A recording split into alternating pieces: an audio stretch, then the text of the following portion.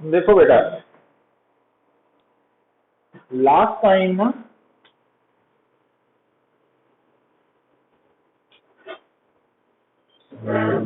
आप topic discuss कर रहे थे अबाउट ट्रांसफार्मर।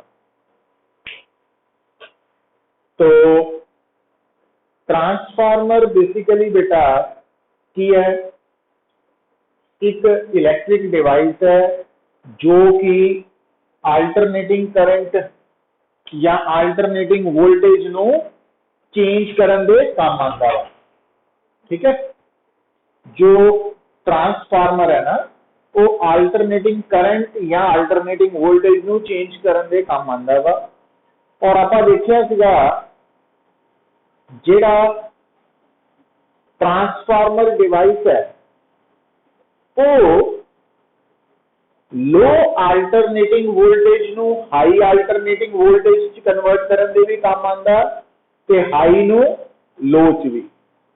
ठीक है, और इसका प्रिंसिपल म्यूचुअल इंडक्शन है। और ट्रांसफार्मर का प्रिंसिपल म्यूचुअल इंडक्शन होने करके तुसी की ऑब्जर्व करने आ कि ट्रांसफार्मर दे बेसिकली दो कॉइल्स होंदियां बेटा। दो कॉइल्स ਜਿਹੜੀਆਂ ਵਾ ਉਹਨਾਂ ਵਿੱਚ ਕੀ ਹੁੰਦਾ ਵਾ, ਜਿੱਧਰ ਇਨਪੁਟ ਅਪਲਾਈ ਕੀਤੀ ਜਾਂਦੀ ਹੈ ਉਹ ਪ੍ਰਾਇਮਰੀ ਕੋਇਲ ਹੈ और जिस साइड तो आउटपुट ऑब्टेन होती है वो सेकेंडरी कॉइल है। और दोनों कॉइल्स की जो नंबर ऑफ टर्न्स है उसकी रेशियो डिफरेंट है। और उसका कारण की है कि जिहड़ा ट्रांसफार्मर है ना उसकी जिहड़ी आउटपुट वोल्टेज है तो जिहड़ी इनपुट वोल्टेज है इसकी रेशियो NS बाय NP के बराबर होंगी। ये याद रखना तुसी है ना, उस दिन डिस्कस किया है लास्ट लेक्चर। और दूसरी गल बेटा, जिहड़ा तुहाडा ट्रांसफार्मर है उहदे केस च जो इनपुट करंट है IP ते आउटपुट करंट है IS। तो output current secondary current, output voltage secondary voltage, input current primary current, input voltage primary voltage. तो ये नाम याद होने चाहिए है। तो ध्यान की रखना, जिहड़ा तुहाडा ट्रांसफार्मर है उसकी आउटपुट वोल्टेज ते इनपुट वोल्टेज की ratio output number of turns over input number of turns है ना, सेकेंडरी ते प्राइमरी दी। पर जदों असीं करंट की गल करनी है ना, इहदे च आके थोड़ा जिहा तुहानूं कॉशियस होना पैना कि ट्रांसफार्मर की जिहड़ी एफिशिएंसी है ना पुत्र, तो आउटपुट पावर है I, आप कैपिटल I लिख लेने ना, तो IS ते ES ते इनपुट पावर है IP ते EP। वोल्टेज करंट है ना, पावर।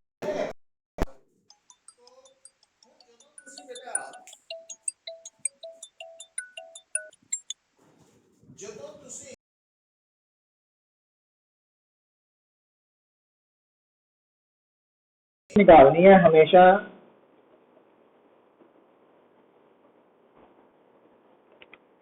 इज इक्वल टू, और आ वाला यूज करेंगे तो NP बाय NS आ जाएगा। तो आ पॉइंट याद रखना थोड़े लिए बड़ा जरूरी है। और सानू दसिया सीगा कि एक हुंदा आइडियल ट्रांसफार्मर। आइडियल ट्रांसफार्मर की एफिशिएंसी हमेशा 100% या 1 होंदी है। बाकी जिन्ने भी ट्रांसफार्मर्स है, रियल ट्रांसफार्मर्स, उन्होंने एफिशिएंसी थानू गिवन होएगी 80% 90% है ना। तो वो ईटा की वैल्यू। तो ये तो है बेटा वो इक्वेशंस ਜਿਹੜੀਆਂ थानू ना ट्रांसफार्मर ਦੇ ਵਿੱਚ हेल्प करदियां। पर हुण एक गल होर देखो, ध्यान दियो, देखो हुण गल नूं समझियो जिथों आपां हुण फ्रैश स्टार्ट कर रहे हैं अज। देखो बेटा, जदों तुसीं इत्थे इनपुट वोल्टेज अप्लाई करोगे है ना, तो इनपुट वोल्टेज करके इत्थे जदों इनपुट करंट फ्लो करेगा तो इनपुट करंट जिहड़ा वो चेंजिंग करंट होने करके इत्थे इंड्यूस्ड ईएमएफ पैदा होएगा ड्यू टू म्यूचुअल इंडक्शन। तो ये जो इंड्यूस्ड ईएमएफ सेकेंडरी कॉइल्स पैदा हो रहा वो ईएस है, म्यूचुअल इंडक्शन करके। पर इस इंड्यूस्ड ईएमएफ करके जो आउटपुट करंट है वो तां ही पैदा होएगा जेकर आप इस ट्रांसफार्मर के नाल की जोड़ दईए आउटपुट रेजिस्टेंस।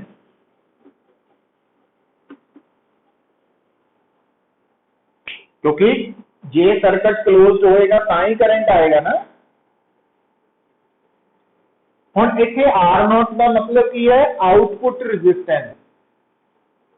आउटपुट रेजिस्टेंस की है पुत्र। हुण देखो हुण जिस तरह गल नूं समझो, हुण मान लो तुहाडे कोल एक ट्रांसफार्मर है। हुण ट्रांसफार्मर जिहड़ा वा ओदी इनपुट असीं देती है मान लो 220 वोल्ट और ओदी आउटपुट है सपोज 20 वोल्ट।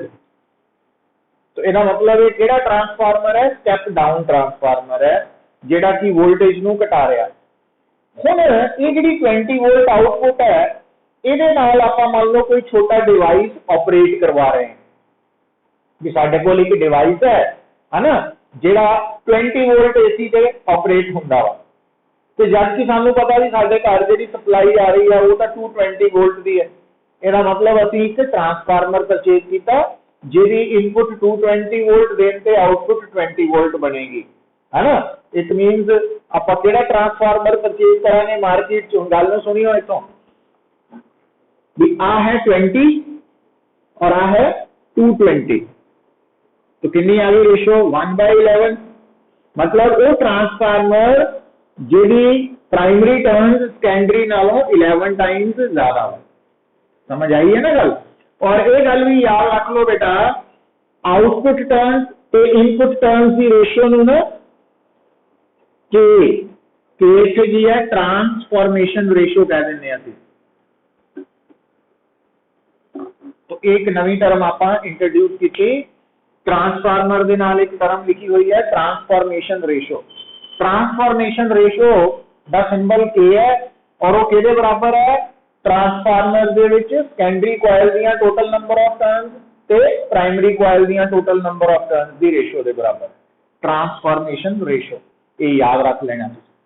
अच्छा हुण बेटा जदों आपां वो डिवाइस जिन्हें कि 20 वोल्ट पे ऑपरेट होना सी वो जो ट्रांसफार्मर की आउटपुट के नाल कनैक्ट किया तो उस डिवाइस की जिहड़ी रेजिस्टेंस है वो आर नॉट है, दैट इज आर नॉट, वो आर नॉट है आउटपुट रेजिस्टेंस, है ना।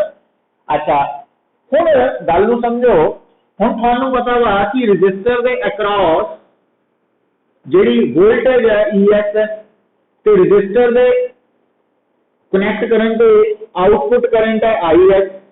तो आईएस ते ईएस ते आर नॉट की संबंध होएगा, आईएस होएगा ईएस बाय आर नॉट। अच्छा हुण बेटा देखो आ इक्वेशन जिहड़ी नजर आ रही है थानू इहदे अकॉर्डिंगली ईएस की वैल्यू कितनी लिख सकते हैं आप, क्रॉस मल्टीप्लाई करके ईपी एनएस बाय एनपी। तो आपां इत्थे ईएस की जगह की लिख सकते हैं ईपी एनएस बाय एनपी। और आईएस की वैल्यू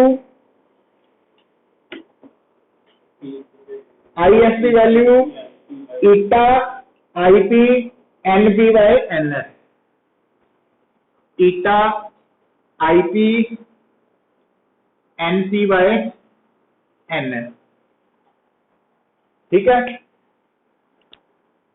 हुण ध्यान दियो पुत्र। हुण इहनूं सॉल्व करिए आपां। तो आईपी की बन गया,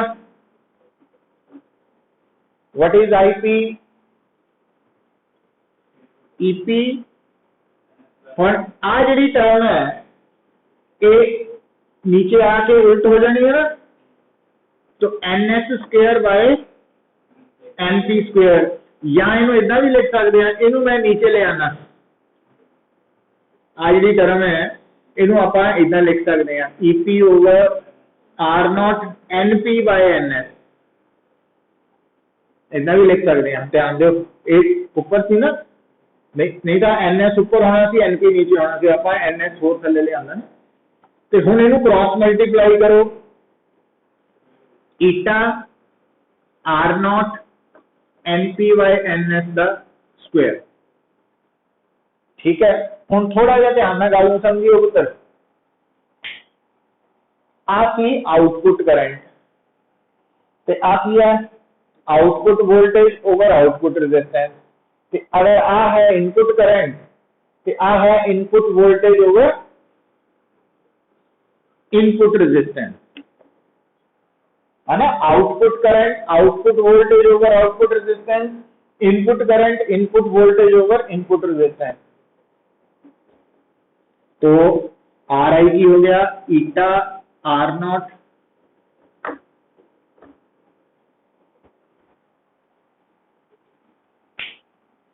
तो ये ट्रांसफार्मर की आउट इनपुट रेजिस्टेंस है, ये आउटपुट रेजिस्टेंस, ठीक है।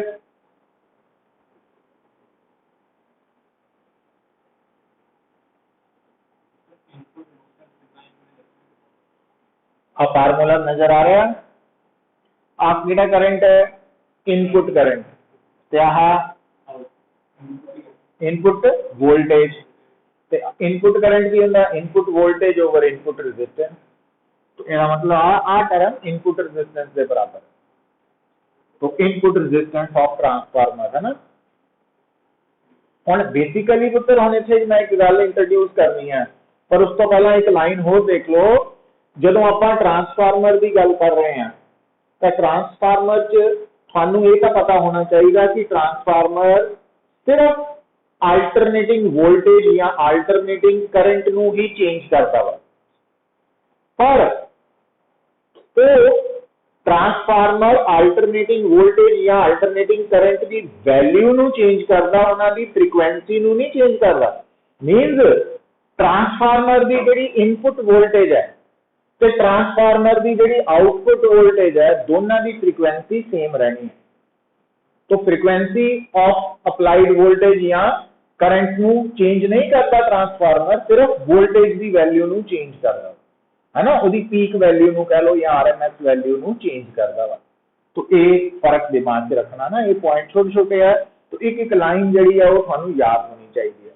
और ये गल थानू दसी सीगी कि जिहड़ा ट्रांसफार्मर है कि अगर वो स्टेप अप है तो उन्हें वोल्टेज नू इंक्रीज करना वा, करंट नू डिक्रीज कर देना, जिहड़ा स्टेप डाउन है उन्हें वोल्टेज नू डिक्रीज करना ते करंट नू इंक्रीज कर देना, है ना। ये आप पहले लेक्चर च गल की हुई है।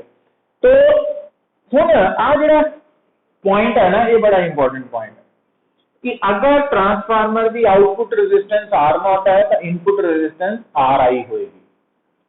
अच्छा हम तुसी देख रहे हैं कि इनपुट ते आउटपुट दो रेजिस्टेंस के विच फर्क है ना। ट्रांसफार्मर की इनपुट रेजिस्टेंस आर आई है, आउटपुट आर नॉट है, और दोनों अलग है। हुण अलग क्यों है? क्योंकि तुसी देख रहे हैं कि एनपी और एनएफ ट्रांसफार्मर कभी भी बराबर नहीं होने। क्यों नहीं होने? तो फायदा ही है ट्रांसफार्मर का, क्योंकि जे एनपी और एनएफ बराबर है it mean input output voltage अगर सेम ही रखनी है तो इतना खर्चा करने की लोड़ है ना। तो इट मीन या स्टेप अप होना या स्टेप डाउन होना। अच्छा दूसरी गल हुआ जो पॉइंट है ना, इनू मैं थोड़ा जा एक्सप्लेन करन लगा बेटा। कारण यह है कि इनू मैं हुण फिजिकल एग्जाम्पल तो लैके दसन लगा। देखो हुण मान लो बेटा तुहाडे कोल आ एक पानी की पाइप है, आम पानी की पाइप नजर आ रही है थानू, और आ तुहाडे कोल पानी की दूसरी पाइप है। हुण अगर तुसी इन्हां दोनों पाइप्स नू डायरैक्ट जोड़ते हैं, डायरैक्ट जोड़ता तो की होएगा, जदों भी पानी फ्लो करेगा तो इथों पानी की लीकेज होएगी, है ना, पानी की लीकेज होएगी। हुण उस लीकेज नूं अवॉइड करन दे लई जिहड़ा प्लंबर है वो की करदा, वो बेसिकली एक कपलिंग मंगवांदा मार्केट चों, जे वो पाइप कपलिंग पाइप का मतलब इदा की पाइप जी आ साइड मोटी है और आ साइड पतली है, वो इदा जोड़ देता। तो आ जी कपलिंग है ना, यदा एक डायामीटर बड़ा एक छोटा वा, तो इन्हें की किया कि इन्हें पानी की वेस्टेज नूं है ना रोकता, खत्म करता।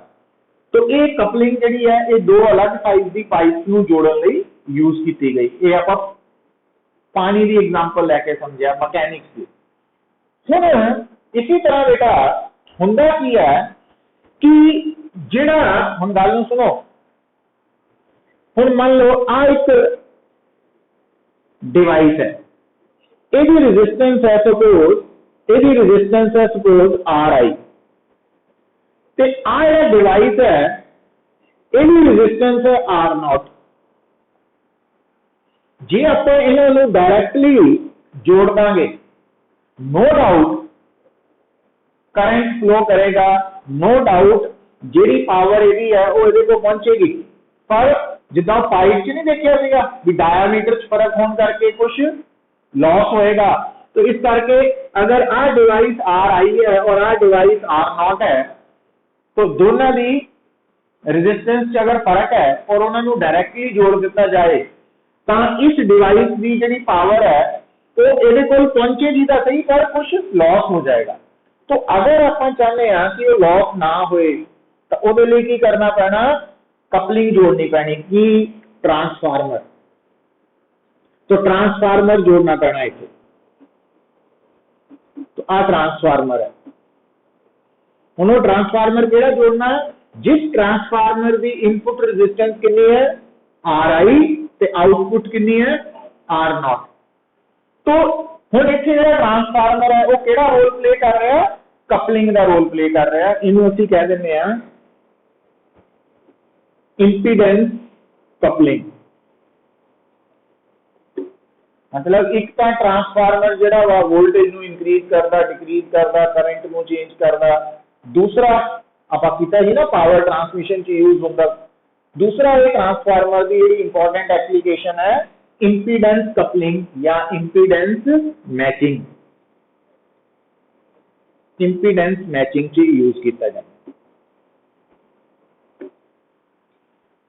तो हम इंपीडेंस मैचिंग वाले केस थानू आ रिजल्ट याद रखना पैना। तो इनू हाईलाइट कर लो, ये टिप्स से चाहिए तुहाडे रिजल्ट।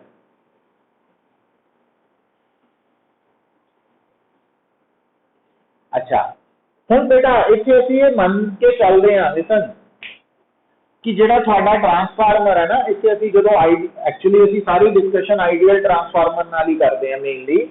तो तुसीं इत्थे एफिशिएंसी की ले लेनी है 1 के बराबर ले लेनी है। तो फॉर आइडियल ट्रांसफार्मर इहदी लोड़ पैनी तुहानू एफिशिएंसी 1 होने करके RI R0 NP/NS। उल्टा नहीं लिखता अपन, RI इज इक्वल टू, हाँ ठीक है ठीक है। तो आ बेटा रिलेशन थोड़ा काम आना थानू इंपीडेंस मैचिंग वाले केस च ना, इनू अंडरलाइन कर लेना। हुण देखो आइडियल ट्रांसफार्मर एक थ्योरेटिकल कंसेप्ट है जिहदी प्राइमरी ते सेकेंडरी कॉइल उस कंडक्टर की बनी हुई है जिस कंडक्टर की रेजिस्टेंस 0 है। मतलब आइडियल ट्रांसफार्मर जिहड़ा ना वो ओदी प्राइमरी ते सेकेंडरी केड़ी कॉइल्स है वो केड़े मटीरियल दी बनियां, उस कंडक्टिंग मटीरियल दी जिहदी रेजिस्टिविटी 0 है। पर इतना प्रैक्टिकली पॉसिबल नहीं हुंदा ना, तो ये ध्यान से रखना है। तो ये आइडियल है। हुण नेक्स्ट लिखो हेडिंग। तो इससे तक समझ आई है? अर्शिया गर्ग, अर्शिया गुलाटी, अर्जशन, लक्ष्य,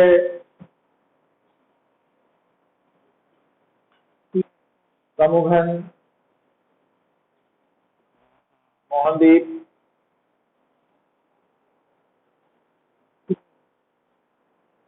ठीक है बेटा।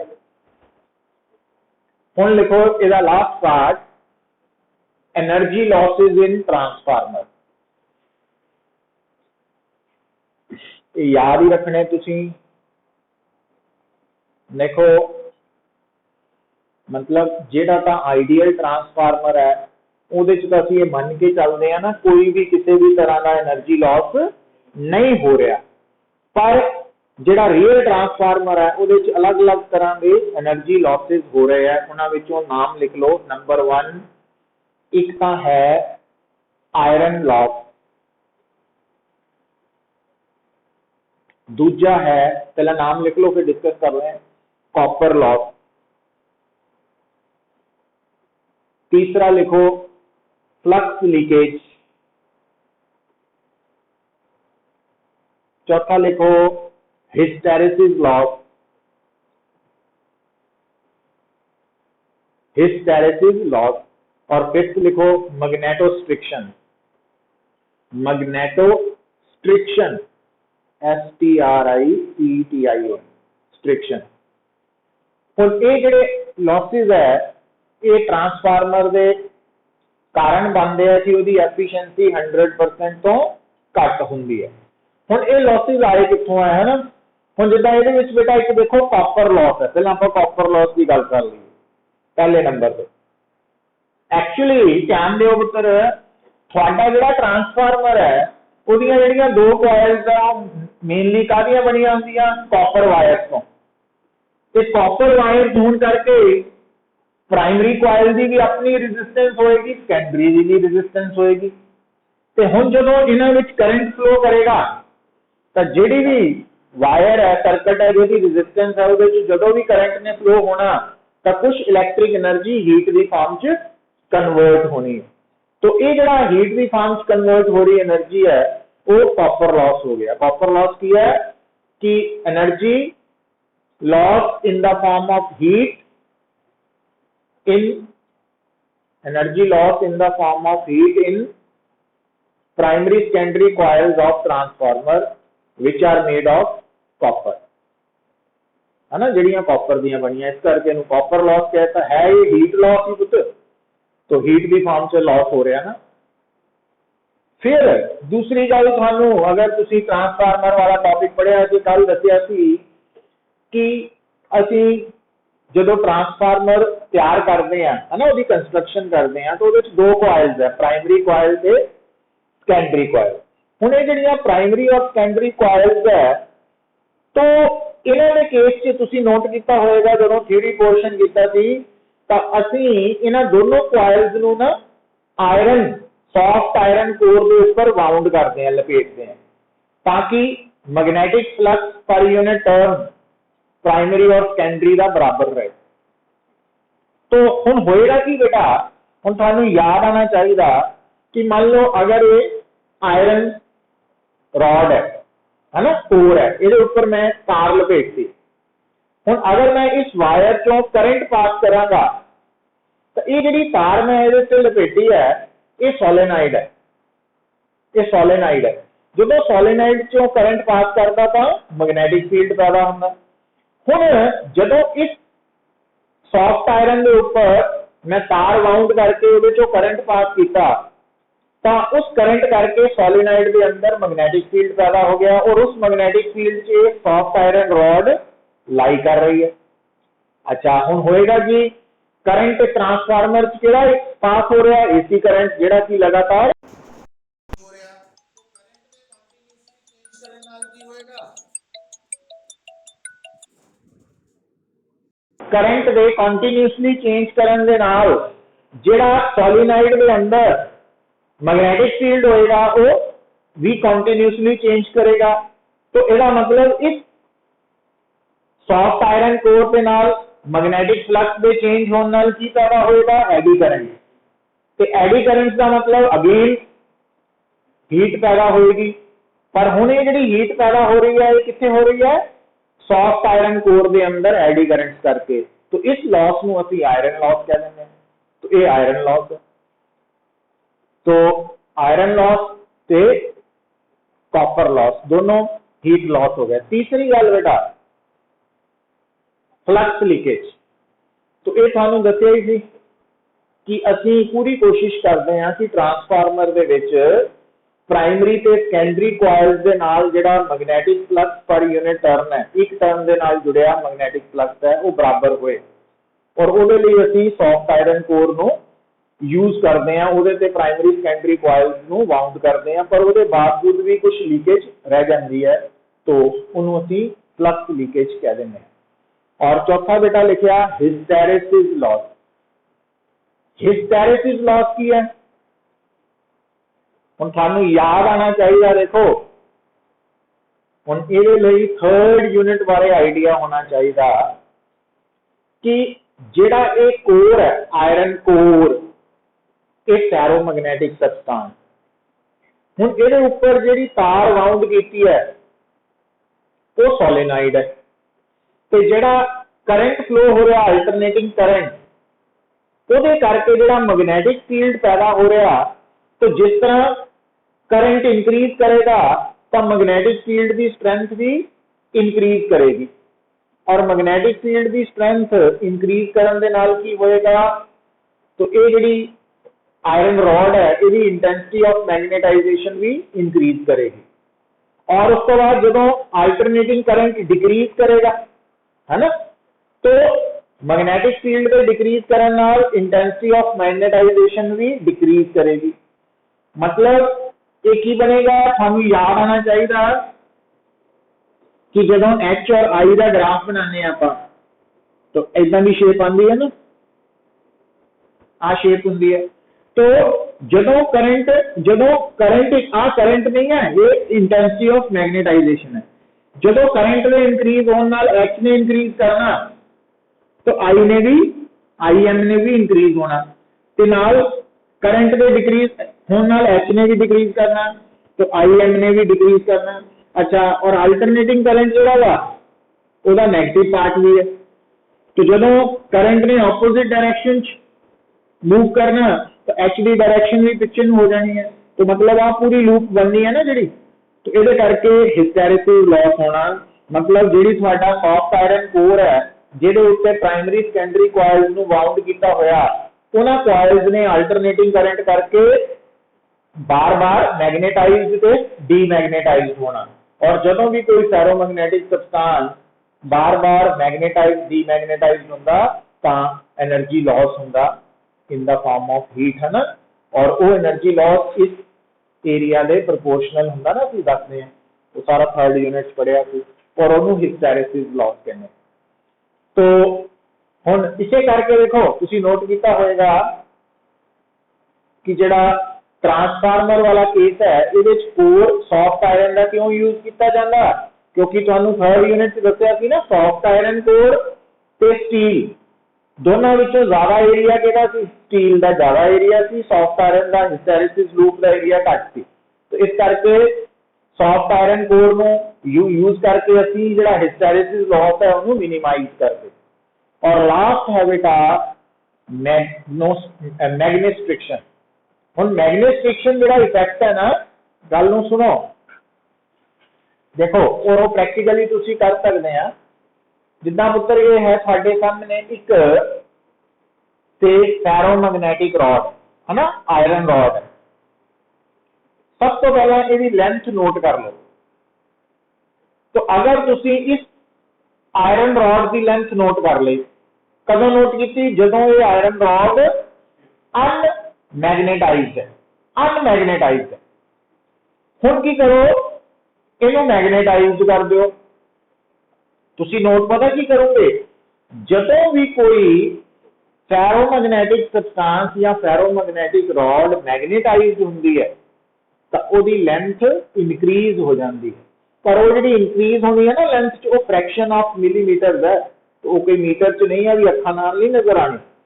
तो हुण ਇਹਦਾ मतलब देखो ध्यान दिओ, ਇਹਦਾ मतलब जदों ये रॉड अनमैग्नेटाइज्ड है इसकी लेंथ छोटी है, जदों डीमैग्नेटाइज ये मैग्नेटाइज हो गई इसकी लेंथ थोड़ी बढ़ गई, ਜਦੋਂ ਇਹ ਦੁਬਾਰਾ ਡੀमैग्नेटाइज ਹੋਈ ਫਿਰ ਲੈਂथ ਘਟ गई फिर ਵੱਧ गई। ਹੁਣ ਇਸ ਦੇ ਕਾਰਨ पता की होया, एक हमिंग नॉइज पैदा होंदी है। मतलब अगर प्रैक्टिकली तुसी ट्रांसफार्मर के नजदीक खड़े है ना, गली के सड़क के किनारे से लगे ट्रांसफार्मर के कोल, थोड़ा कोल, तो उत्थे अलग तरह की नॉइज आती है, तो वो हमिंग नॉइज होंदी है। तो वो नॉइज कादे करके है, मैग्नेटोस्ट्रिक्शन इफेक्ट करके।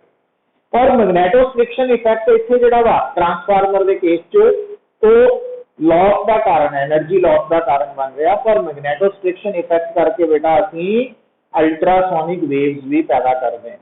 मतलब मैग्नेटोस्ट्रिक्शन इफेक्ट नूं यूज करके असी अल्ट्रासोनिक वेव पैदा करते हैं।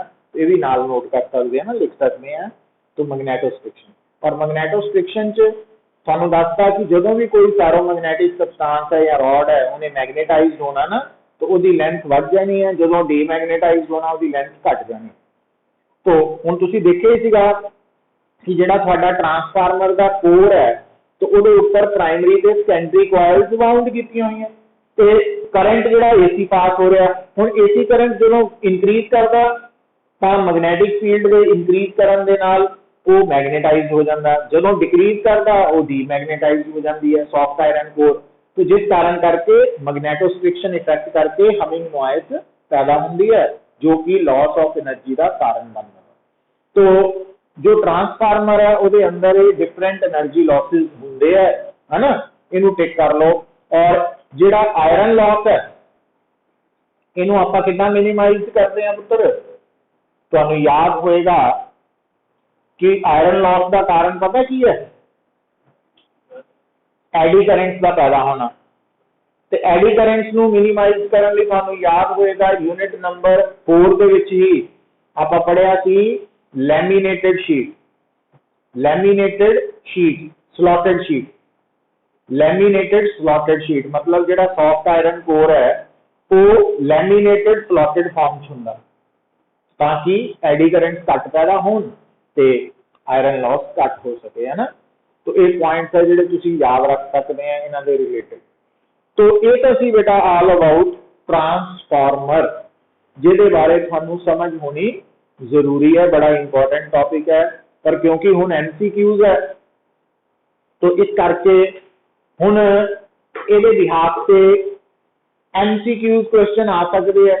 तो एमसीक्यूज क्वेश्चन दे विच तुहानूं दसदा वा कि ट्रांसफार्मर च वोल्टेज चेंज होनी है, करंट चेंज होना, बट उन्होंने फ्रीक्वेंसी नहीं चेंज होनी।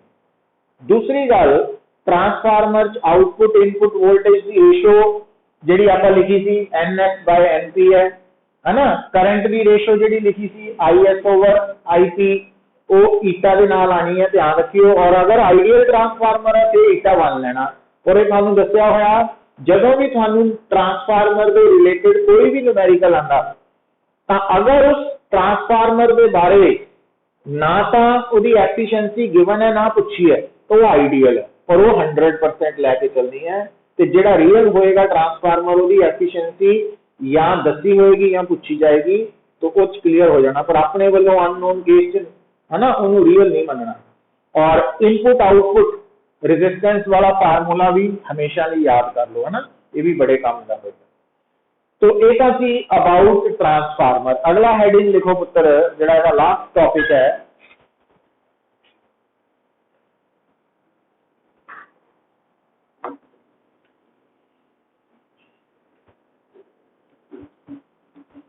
तो लास्ट टॉपिक है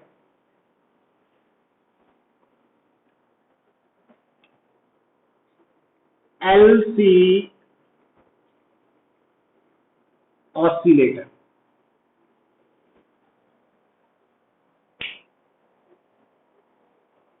सो ये बारे आप